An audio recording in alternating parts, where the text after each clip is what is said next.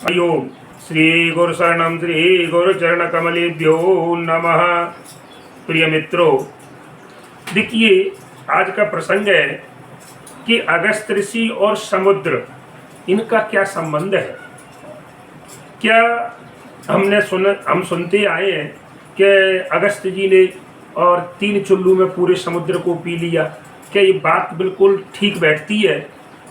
तो वेदों का मत है कि हाँ बिल्कुल सही है। इस कहानी को भी एक पहले मैं बता चुका हूँ, लेकिन इसका एक वैज्ञानिक कारण भी बताने जा रहा हूँ मैं आज कि अगस्त ऋषि और समुद्र, तो इसका क्या अर्थ है। तो सज्जनों देखिए कि अगस्त जी ने और समुद्र को पी लिया था। ये बात को सुनकर के लोगों को अतिशयोक्ति लगती है। अतिशयोक्ति का मतलब है किसी बात को बढ़ा चढ़ा करके कहना कि इतना बड़ा विशाल समुद्र क्या कोई कभी पी सकता है। व्यक्ति की क्षमता कितनी होती है? 1 लोटा, 2 लोटा, 4 लोटा, बाल्टी, 2 बाल्टी, क्या इतने बड़े समुद्र को। तो सज्जनों बात बताए, उस जमाने में समुद्र के पास तक जाना और एक मृत्यु को अपने आलिंगन करने के समान माना जाता था। देश बात चल रही है तब की, तो उस समय की। अब तो ये व्यवस्था हो गई कि हम कहीं भी किसी भी देश में और जा सकते हैं हवाई जहाज के द्वारा, लेकिन पहले समुद्र तक पहुंचना एक मौत के मुंह में जाने के समान था। तो सज्जनों देखिए, आप इसका बिल्कुल कारण समझिए कि अगस्त ऋषि उस समय और समुद्र के तूफानों, चट्टानों और समुद्री जो रास्ते थे उनको सबको जानते थे। इनके अलावा और किसी को अनुभव नहीं था यहाँ का। और एक बार की बात है कि वहाँ पर वे पाल के जहाज में और हिंद महासागर को पार करके बर्मा, ऑस्ट्रेलिया तक पहुँच गए थे अगस्त जी। वे समुद्र की गतिविधियों को जानते थे कि कहाँ जाना है, कहाँ कम है, कहाँ अधिक है, कहाँ गहराई कितनी है, और उनको दिशाओं का ज्ञान भी था। मीठे पानी की खाड़ी कहाँ पर है, खारे पानी की खाड़ी कहाँ है, इन बातों की जानकारी और उनको थी कि मीठा पानी समुद्र में किस खाड़ी में मिलता है। आज भी देखिए, क्यों अगर ऐसा नहीं होता तो और ऋषियों की स्तूप क्यों नहीं बने हैं। तो आज भी अगर आपको ये देखना है बिल्कुल, आप तो ऑस्ट्रेलिया में आप जाइए और उनकी स्मृति का एक स्तूप आज भी ऑस्ट्रेलिया में बना हुआ है अगस्त जी का।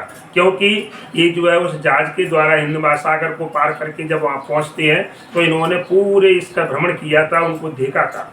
यह बात उसी तरह बात, जैसे मैं इसका उदाहरण बता रहा हूँ आपको कि जैसे आज हम कहते हैं कि वह लड़का पुस्तक का कीड़ा है। तो कीड़े का मतलब कि लड़का कीड़ा थोड़ी है, वो तो लड़का है। तो इसका एक मतलब क्या निकालेंगे कि कीड़ा होना मतलब इस लड़के ने पुस्तक को रट लिया है पूरी तरह। कहीं से आप उससे प्रश्न कर लो तो उस प्रश्न का तुरंत उत्तर मिलेगा। कहने का मतलब है उसने पूरी पुस्तक को कंठस्थ याद कर लिया है। एक उदाहरण। दूसरा उदाहरण कि कहते हैं कि यार वो व्यक्ति तो धन के ऊपर सांप बन करके बैठा है। इसका मतलब क्या है कि वो कंजूस है, अर्थात वो धन को खर्च नहीं करता, कहने का मतलब है।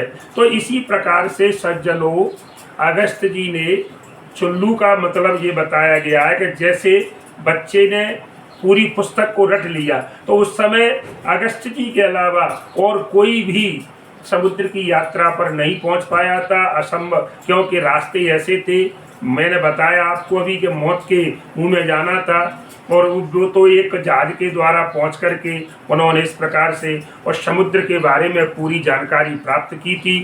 तभी जैसे हमने कहा कि वो बच्चा किताब का कीड़ा है, तो उसी समय के लोग ये कहने लगे थे कि अगस्त ऋषि ने तो समुद्र को पी लिया था।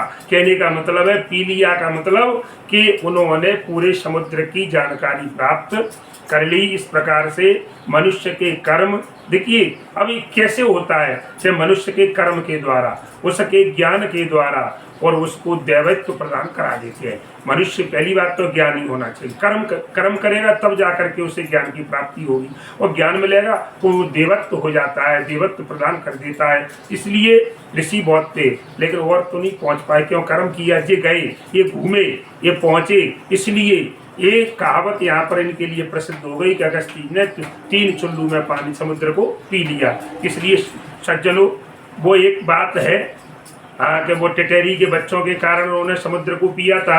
और ये भी एक दूसरा मैंने आपको जो है और ओरिजिनल कारण बताया।